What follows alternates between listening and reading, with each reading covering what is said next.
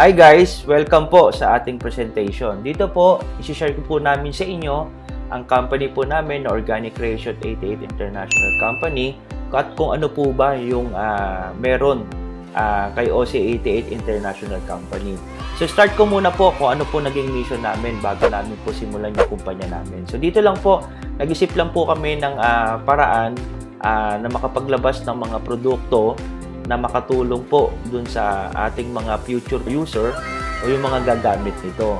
Ang vision naman po ng kumpanya natin mapalaganap po natin sa iba't ibang lugar o sa iba't ibang parte po ng ating bansa, which is ito sa Pilipinas. At ang good news po dito hindi lang po sa Pilipinas meron gumagamit ng mga produkto natin. So meron na rin po sa iba't ibang bansa. Matindi! Dito po may papakita po akong video na kung saan yung mixing video na to magkakaroon kayo ng idea kung paano po namin sinimulan ang Organic Creation. Ito po, panoorin po natin.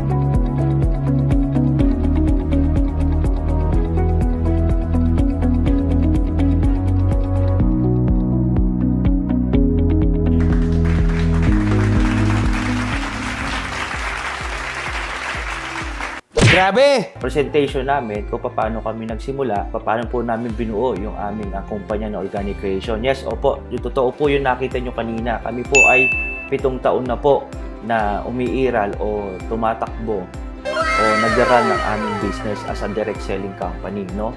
So yung 7 years na po yan, marami na po kaming mga nakasama at marami na pong mga gumamit ng ating mga produkto. So kami po ay nagpapasalamat sa patuloy pa rin pong tumatangkilik ng aming produkto at patuloy po na naniniwala sa kagandahan po ng produkto ng Organic Creation 88 International. So dito po, pag-uusapan din po natin o i-share ko din po sa inyo, syempre po yung ating mga legalities, number 1 po yan. 7 taon na rin po kami tumutupad kung ano mo man yung pamantayan na hinihingi ng ating gobyerno. So ito po ay legal at 7 taon na po na umiiral as a direct selling company po. Ay, power! So dito po, meron po kami tinatawag na formulation development para po doon sa mga produkto namin. So meron din po kaming partner na toll manufacturing plant. So ito pong company natin, ang good news po dito, hindi po siya basta ginawa o basta po pinagsama-sama o basta po inimbento. Ito po ay dumaan sa proseso at talaga naman pong may mga tumingin. So good news po dito, tayo po ay direct from the manufacturer kasi isa po sa mga negosyo po ng may-ari po ng Organic Creation ay nagsusupply din po siya ng mga produkto sa mga iba't ibang direct selling company rin po na nag-ooperate ngayon. At ang good news po dito, syempre po, yung ating pong partner na planta, ito po ay FDA approved, halal, at ito po ay ISO at GMP. So, talaga pong katiwa-tiwala at talaga naman pong safe. Grabe! Dito po, pag-uusapan din po natin yung pong produkto natin. So, ano po ba yung produkto natin? Actually po, from 2013 up to present, napakarami na pong produkto natin ang nilabas. Naglabas po kami ng sabon, naglabas po kami ng shampoo, naglabas po kami ng mga beverages at yung mga iba't ibang produkto pa na sa tingin namin kailangan o need ng mga tao. So dito po ang i-discuss ko po sa inyo yung pong product namin na ngayon pa lang po namin ilalabas. Actually, itong product na to na i-discuss ko po sa inyo, ipapakilala sa inyo, malamang ang iba po sa inyo alam na ito, o malamang ang iba po sa inyo gumagamit na nito, or malamang ang iba po sa inyo nagbebenta na po nito. So ito po yung product natin. Ito po yung tinatawag natin Linea L-Glutathione and Collagen. So ito po ay combination ng CoQ10, meron din po siyang vitamin C, at meron po siyang vitamin E. So ito po ay 5-in-1, no? Matindi na combination. So ang good news lang po dito, nung ilalabas na po namin to, nag-start po ako mag-research about dun sa glutathione. Kasi karamihan po sa iba, ang tanging natatandaan nila na ginagawa ng glutathione ay nagpapaputi. Usually, pag narinig mo ang glutathione, yun yung effect. Actually, yun meron naman talaga siyang epekto nun. Kasi marami na po nagpatunay na talaga pong nakakapagpa-whiten ng skin ang glutathione. Pero, guys, doon sa nabasa ko, doon sa nakita namin, hindi lang pala sa physical na anyo, maganda ang epekto ng glutathione. Napakaganda rin pala ng epekto nito sa health natin. So, guys, tingnan nyo to. Isa po sa mga nakita ko po na research ay yung tinatawag ng The Body at Work. Ine-explain niya po rito na ang katawan natin o sa loob ng katawan natin, meron ding palang labanan na nangyayari. At yung labanan na yan, kung sa labas may ceasefire, doon sa loob ng katawan mo, wala po palang ceasefire yan.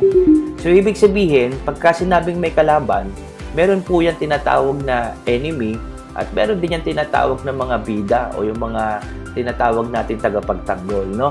Ito yung mga the enemy na tinatawag na nakakasira sa loob ng katawan natin, na ito po yung isa sa mga sumusugod o kalaban para pabagsakin yung ating magandang kalusugan. So ito naman po ay hindi na rin bago sa inyo, no? Alam po natin na ito po ay talaga namang isa po yan sa mga nagiging kalaban natin, no, sa loob. Ano po ba yung pangalawa pa, no? Ito naman po yung free radicals na naririnig natin.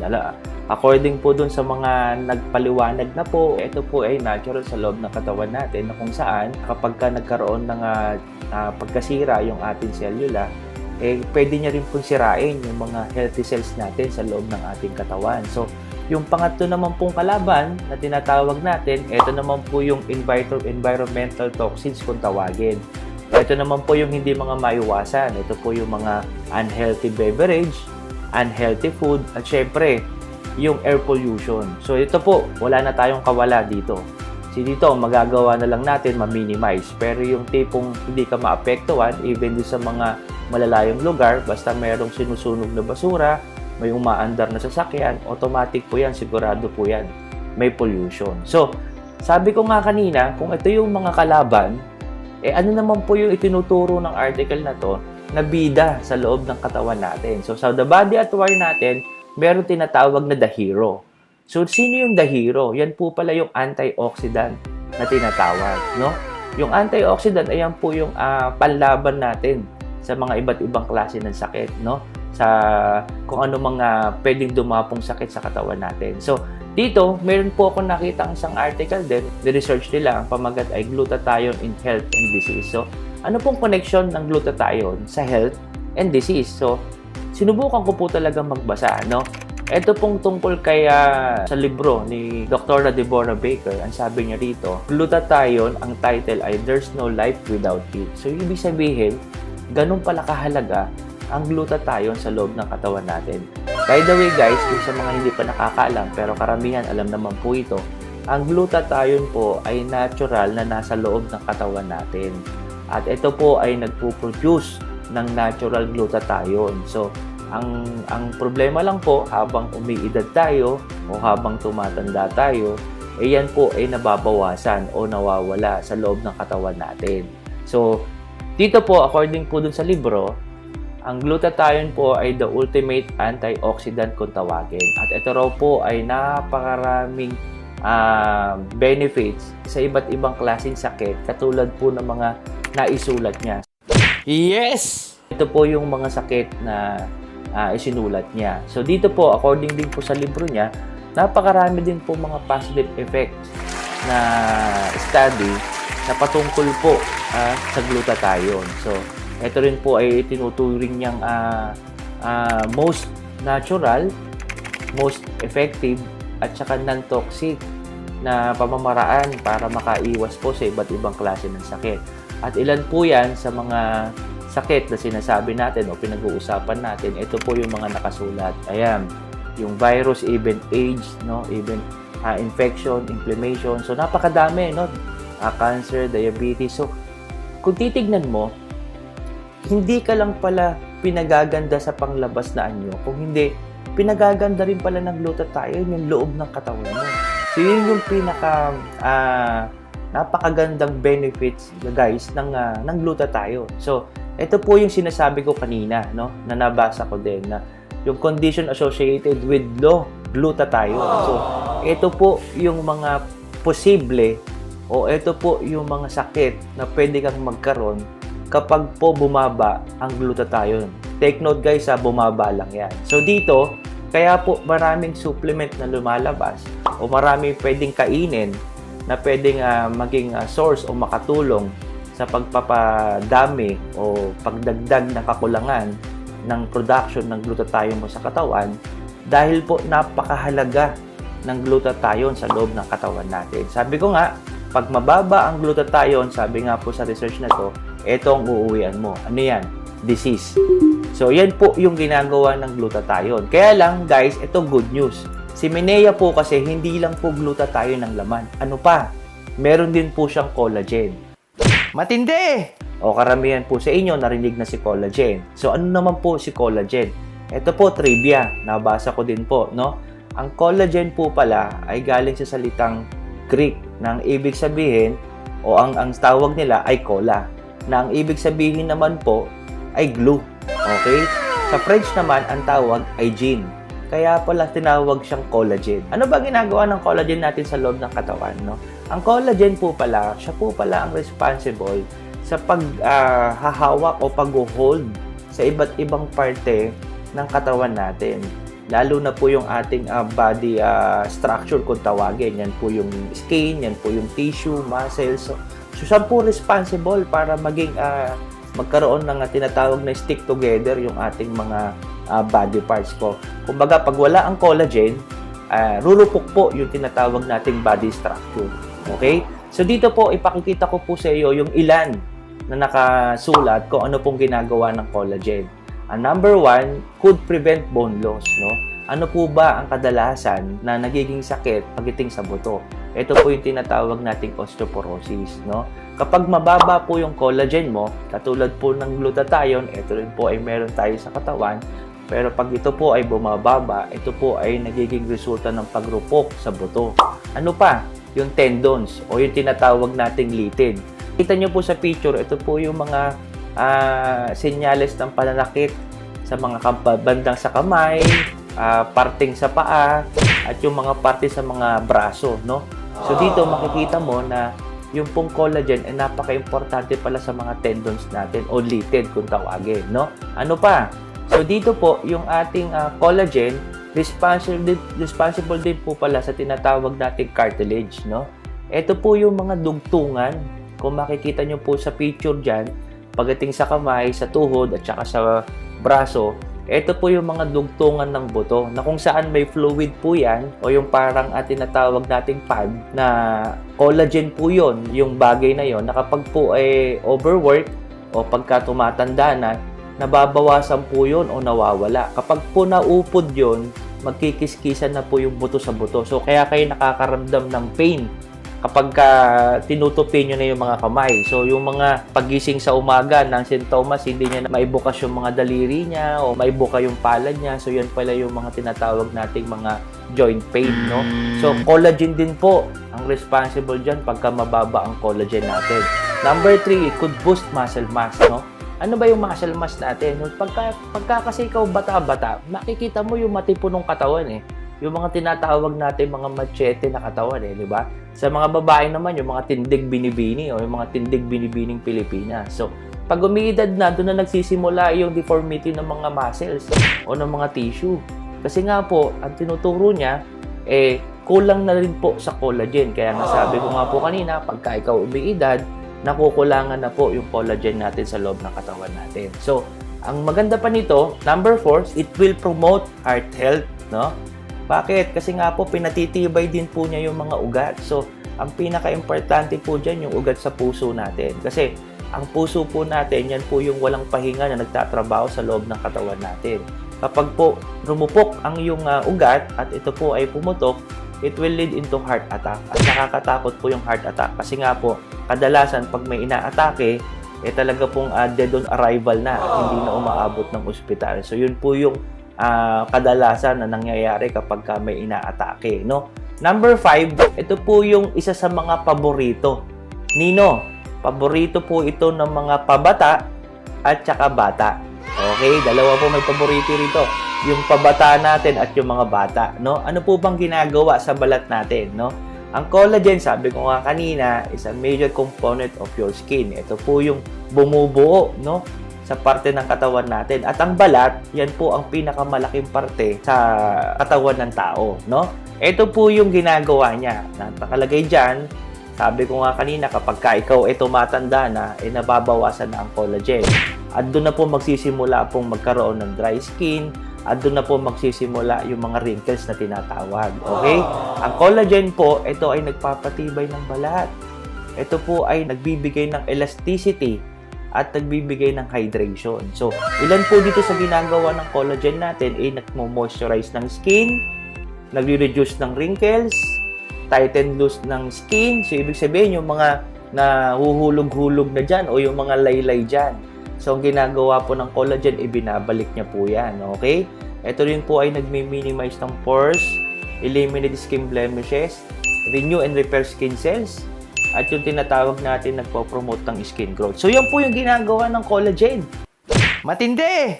So, ibig ko sabihin, pag nakita nyo at napagmasdan natin na hindi lang sa loob ng katawan maganda ang collagen at ang glutathione. At magre-represent pa yan ng magandang physical appearance. So, ibig sabihin 2-in-1 pagka umiinom ka pala ng glutathione at collagen. So, ano pa?